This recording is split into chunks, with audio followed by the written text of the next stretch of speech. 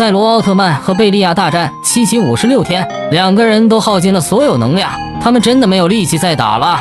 就在所有能量耗尽的时候，两个人的技能都被冰封起来，现在只有依靠其他人为他们补充能量了。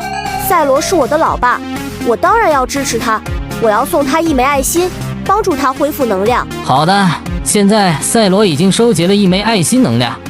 赛罗是我的师傅，我当然要支持他，我也要送他1颗小红心恢复能量。现在赛罗已经有了2颗爱心能量，小伙伴们也请你们点点小红心，给赛罗送点能量吧。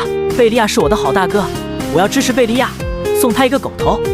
他要是恢复能量了，我要他给我颗9999的头，还要叫我一声大哥。我也给贝利亚送一个狗头。上次他借我5毛钱买辣条，还没还给我，可千万不能嗝屁了。赛罗收到了2颗爱心，这时候他已经恢复了能量，可是贝利亚还迟迟没有动静。贝利亚的小弟们开始慌了，他们一起商量到底该怎么办。What？